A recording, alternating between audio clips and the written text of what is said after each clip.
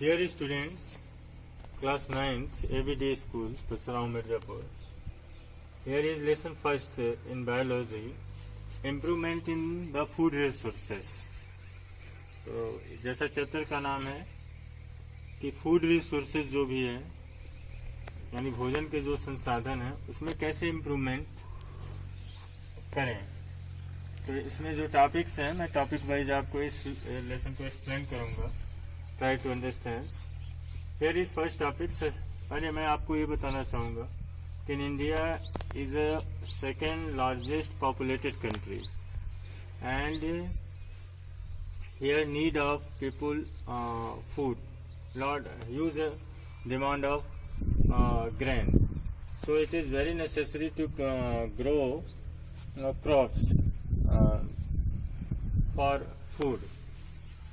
Here is the population is about 1.343 billion and I think 241 million ton per annum grains is our need. Bharat के एक जो स्वामीनाथन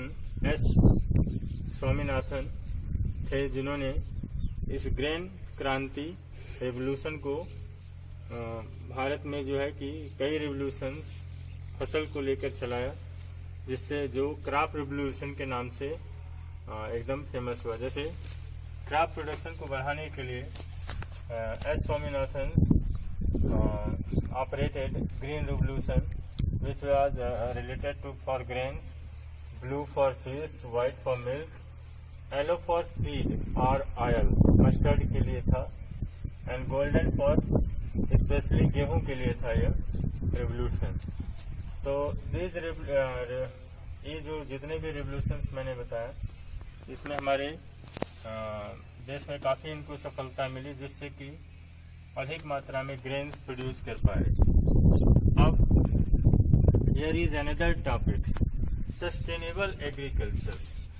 जैसे मैं students मैं आपको यहाँ बताना चाहूँगा कि जैसे कि अगर हम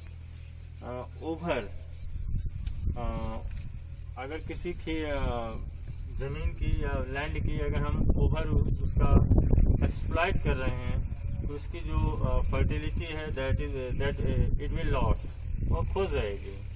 तो इसीलिए सस्टेनेबल मतलब हमेशा हमें ऐसी खेती पे जाना चाहिए कि जो हमेशा सस्टेन रहे, जारी रहे, नॉट टू स्टॉप। ये नहीं है कि अभी जो है कि एक वर्ष हम अच्छा ले लिए, दूसरे साल से वो जो है एक कम प्रोडक्शन देने लगी क्योंकि उसमें फर्टिलिटी नहीं रह गया। और ये तब होता है जब हम यूजलेस चीज़ों का यूज करते हैं, जैसे आपके जो फर्टिलाइजर्स हैं जिनका हम आवश्यकता से अधिक यूज करते हैं। These are the matters. Organic farming is also an important topic. हमें ऑर्गेनिक मीन्स होता है कार्बनिक। हमें ऐसे फर्टिलाइजर्स या मैन्योर्स का यूज करना चाहिए। हमें ऑर्गेनिक खेती करनी चाहिए जिससे कि उस भूमि की उर्वरा शक्ति जो फर्टिलिटी कैपेसिटी है वह रिमेन रहे, अदरवाइज इट विल लॉस। सो और जो ऑर्गेनिक फार्मिंग हमें प्रिवेंट पॉल्यूशन, सॉइल पॉल्यूशन से बचाता है। फार्म वेस्टेज जो होते हैं उनको भी बचाता है क्योंकि वह उसी में सड़ गल कर एक तरह से फर्टिलिटी को ह्यूमस बढ़ा देते हैं। और सॉइल भी हेल्दी रहता है, अनहेल्दी नहीं रहता है, डेजर्ट वायरल नहीं होता है। अब क्रॉप्स की बात करें तो here is different types of crops. I will explain one by one. Here is seed. Some crops are sown for seeds. Some plants just like wheat. Cereals की बात करें तो wheat, rice. These are sown as a we get its seed. And pulses also. These are for seed. Some crops for fruit like apple, mango. These are fruits. Some crops are sown by for vegetables. Some are for spices. Some crops are sown by fodder. Fodder means होता है चारा। As you know, white revolution is related to milk. improvement in milk production. So fodder is important crops where जहाँ पे ऐसी स्थिति मतलब white milk production से संबंधित है, that there's mainly crops is fodder and other crops. Dear students, here we shall talk about crop season, Kharif crop and Rabi crops. Here's mainly two crops. Third crops is Zaid crops, that is crops of summer. But look here, these are the main crops of India. Kharif crops is a season which starts June to October, and its main crops is paddy, millet, maize, groundnut, soybean, spinach, gourd, garlic, etc. And Rabi crops. Rabi crops, this season starts November to April, and main crops of this season is wheat, barley, gram, pea, linseed. Here is improvement else की बात किया जाए तो what is concluded improvements in food resources. So here we can take three topics. First है crop productions. This means method of productions to improve. जैसे मान लीजिए nutrients management, और जो है अच्छे बीज बोया जाए, और अच्छे जो है कि टिलिंग किया जाए अच्छे तरह से. फिर फार्मिंग के जो स्टेप्स हैं उसको फॉलो किया जाए. दूसरा है क्रॉप वेराइटी इम्प्रूवमेंट. इसमें देखिए वेराइटी से मतलब है जैसे जो भी फसल है पहले अगर उसके जो है कि प्रजाति को बढ़ा के उनकी जो है मात्रा बढ़ाई जाए. जैसे मान लीजिए कि अगर किसी निश्चित क्षेत्र में निश्चित भूमि में खेत में जो है कि अगर एक सीमित मात्रा होता है तो अगर दूसरा वैरायटी का इम्प्रूवमेंट करने पर अगर उसकी उत्पादन बढ़ जाती है तो that is the second option. And crop protection is also an important which is including improvement in yields. Crop protection जैसा हम जानते हैं protection is important factor for all of us. So a farmer need to protect their fields many ways, from wild animals, weeds, locusts, etc. So these are the steps, these are the methods which affect improvement in yields. Dear students, here we shall talk about manure and fertilizer, which is an important factor that affect our crop production or improvement in food resources. Manures, first I will describe about the manure. What is manures?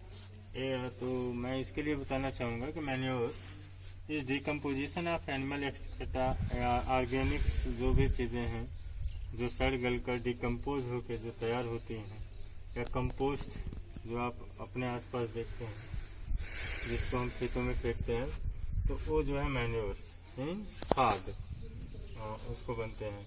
और ये क्या करता है, it replenish general nutrients not a uncommon nutrients. Mind करिएगा ये उसी को replenish कर सकता है जो जनरल न्यूट्रिएंट्स हैं. It can replenish only general nutrients in the soil. It is plant waste, animal waste decomposed of animal excreta वगैरह. and biofertilizer like urea, DAP, potash,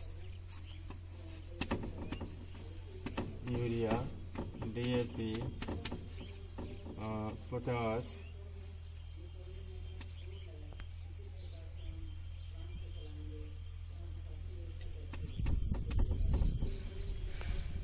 are the biofertilizers. These are also useful for good crops production. And we shall talk about here irrigation. Irrigation, as you know, for plants need water very essentially. So irrigation of plant to water plant is known as irrigation. तो irrigations के लिए irrigation systems भी जानना चाहिए। और early times in early days लोग जो है क्रॉप प्रोडक्शन के लिए रेन फेड सिस्टम था।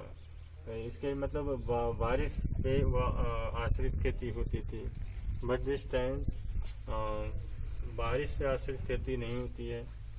We have developed irrigation systems like canals, tank, tubewell, dugwell, river lift systems, river valley systems, drip irrigation, etc. Sprinkler system is the modern irrigation systems. मतलब pipe का जाल होता है जो पूरे फील्ड में फैला दी जाती है और उसको जहाँ जहाँ पानी की ज़रूरत होती है उसको मतलब वो निकलता है। सभी जगह फैलने के स्थान पे बस केवल कुछ जगह पे निकलता है जहाँ पे ज़रूरी होता है। तो जैसे पंजाब जैसे स्टेट्स में ऐसे ही खेती की जाती है जहाँ के मॉडर्न फार्मर हैं जो ऐसी खेती का यूज करते हैं। और मैं आपको और बताना चाहूँगा रेन वाटर हार्वेस्टिंग क्या है। इट इज़ अक्सर करके पूछा जाता है क्वेश्चन में कि रेन वाटर हार्वेस्टेड क्या है। रेन वाटर को कलेक्ट करके किसी फार्म में या टैंक्स में या जो है कि छत पे बनाकर उसका रीयूज करना, वही हार्वेस्टिंग होती है, rain water harvesting. Water shade भी सिस्टम है। This is also a systems which includes to saving of water. These are the method for saving water. और जैसा आप जानते हैं कि धरती पे वाटर्स की मात्रा लिमिटेड है। There are limited water amount on the earth. Students, here crop rotation means होता है मतलब फसलों का चक्र, फसल चक्र कह सकते हैं कि जैसे कि सरल्स के बाद पल्सेस बोया जाए, पल्सेस के बाद सरल्स बोया जाए, ये फसल चक्र होते हैं जिससे में फर्टिलिटी जो है कि सस्टेन रहती है क्रॉप सॉइल की। इसलिए crop rotation is very essential for farmer. Preservative control measures और ये जो फ्यूमिगेशंस होते हैं इनसे जो है इसको बचा सकते हैं फसल को नष्ट होने से। किसी भी पेस्टिसाइड्स का यूज करके जो कीड़े वगैरह लगते हैं उनको हम ख़त्म कर सकते हैं। अब हम एनिमल हस्बेंड्री के बारे में बात करेंगे। एनिमल हस्बेंड्री मीन्स पशुपालन। जैसा आप जानते हैं व्हाइट रेवोल्यूशन, जैसा मैंने अभी बताया आपको कि white revolution is related to milk production. तो हियर इज जो हमारे जो है देसी नस्ल जो थे काउज के स्पीसीज थे, they are less milk giving species. So यहाँ पे हमें उनके ब्रीडिंग की आवश्यकता पड़ी, तो ब्रीडिंग करा के जैसे जर्सी, होलेस्टीन, हॉलैंड जिनका नेटिव है प्लेस, और ब्राउन स्विस स्विट्जरलैंड, और ये देखिए करन स्विस, ब्राउन स्विस और साहिवाल को